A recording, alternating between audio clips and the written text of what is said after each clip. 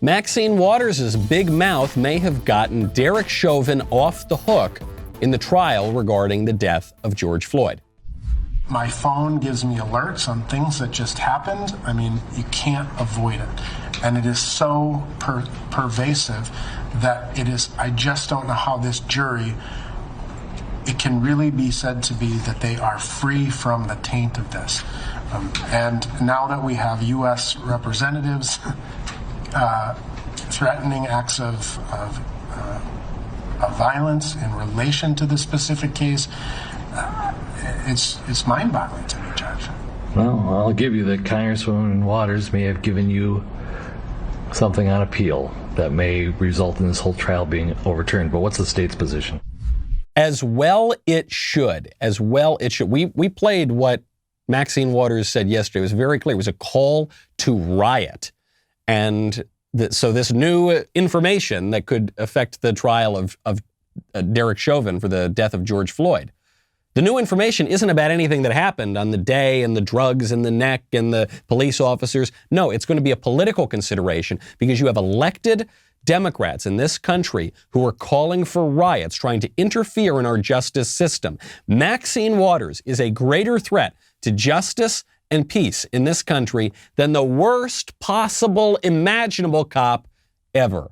This is the George Floyd trial week when the whole nation, for some reason, is focused on this one criminal trial where a cop used force on a guy with a long rap sheet who was high on drugs and resisting arrest. And there's a question, did he use too much force? Did he not use too much force? Did he murder this guy? Did he commit manslaughter? All in the weeds of what is essentially a local crime story that the left has turned into a national reckoning on race, and they've contrived all sorts of aspects of it. And they have now explicitly threatened to riot and burn down the country, as they did last year, if they don't get the outcome that they want in this trial. It's hard to see how the jury does not convict here. It's hard to see. Not because of the evidence. I think the prosecution's done a pretty weak job, and I think the defense has done a pretty good job. And I think so many facts of this case were completely hidden or distorted in the political melee that took place in 2020. However, think about what's going to happen if this jury doesn't convict. Their lives are going to be ruined. They're going to be targeted by a murderous mob that has the explicit support of elected officials and many other people in the media. Their families are going to be targeted. You're already seeing this sort of thing happen. There was a paramedic who donated a little bit of money to the defense of Kyle, what's his name? Kyle Rittenhouse in Kenosha, Wisconsin. People are showing up to this guy's house now. This is just what happens when you contradict the left's narrative on this. So just for self-preservation, I suspect that the jury here is going to convict. The judge actually makes this point himself. This goes back to what I've been saying from the beginning. I wish elected officials would stop talking about this case, especially in a manner that is disrespectful to the rule of law and to the judicial branch and our function.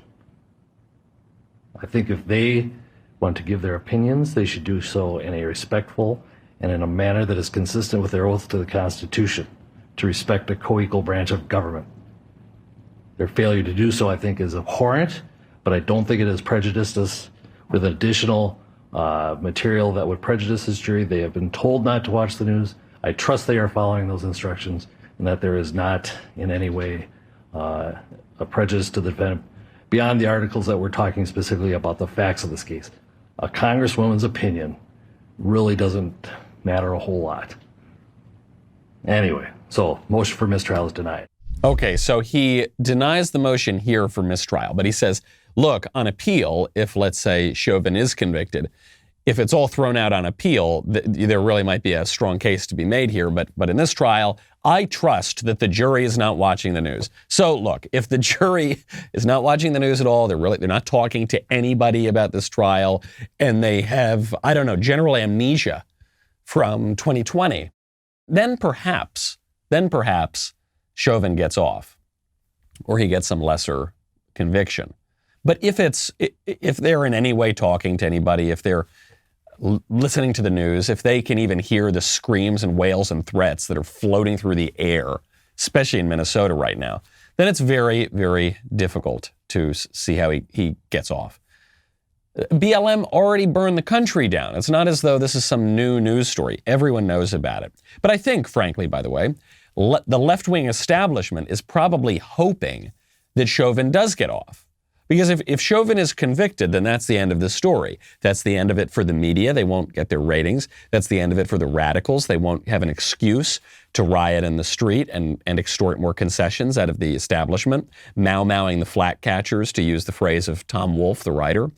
That will be the end of it for the liberal establishment itself, which is constantly trying to take more power. So what are they going to do? I don't know. They're probably going to encourage the riots. Maxine Waters has gone viral because of that clip that was going around yesterday where she said, we need to get more aggressive. We need to get more confrontational than burning down multiple cities. What's more confrontational than that? A nuclear weapon? But this is not new for Maxine Waters. Maxine Waters has been doing this for decades. Maxine Waters did this during the Rodney King riots back in the early 90s. As I stand here, 9 people are dead. My last count this morning, before I tried to get some sleep, was over 50-something fires raging all over Los Angeles. The fires started in my district, and one of the largest was right around the corner from my house. There are scores of injuries and still anger and frustration, and people who plan on staying on the streets and expressing their outrage and anger in any way they deem necessary. There are those who would like for me and others and all of us to tell people to go inside, to be peaceful, that they have to accept the verdict. I accept the responsibility of asking people not to endanger their lives. I am not asking people not to be angry. I am angry, and I have a right to that anger, and the people out there have a right to that anger. Maxine Waters does not have a right to any anger. She does not. Maxine Waters does not.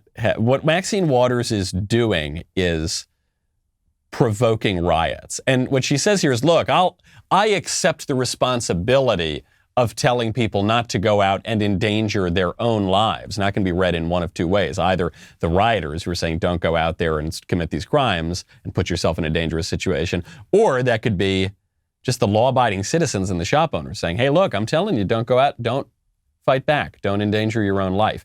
Either way, not a great concession for this. I'm going to accept that, but I'm not going to tell people not to be angry. I'm not going to tell people not to express that anger. You should. If you cared about your country, you would do that. If you cared about justice, you would do that. Now she's even lost the facade of trying to be reasonable. Now she just says, you get up in their face and you mob them and you get more confrontational after burning down the country for a year. So she no longer has that filter. This happens to most people as they get a little bit older. All of that to say, I see the leftist strategy. The leftist strategy is you encourage the riot, you encourage the chaos, and then as a result, you get the crackdown. And they like both of those things. They like the chaos because they can extort concessions on the left, and then they like the crackdown because that gives them more power. I just never want to hear about a right-wing insurrection again. I never want to hear about it. I don't want to hear about January 6th and Capitol Hill and the greatest, worst insurrection in U.S. history. I don't want to hear about it. As long as Maxine Waters faces zero consequences, which is exactly what's going to happen, then I just don't want to hear about it. These things are not comparable. What BLM and Antifa did to the country in 2020, what they're probably going to do in a week or two, just not comparable to the guy with the crazy horns jumping on the table in the Capitol building. Stop! Wait! Okay, I'm glad I've got your attention. I need you to like and subscribe. You got to smash the button, do whatever crazy verb you got to do. You got to do it because YouTube sometimes doesn't love us, okay? And they don't necessarily want to pump our videos up to the top of your feed. So if you don't want to miss a video, make sure you like and subscribe right now.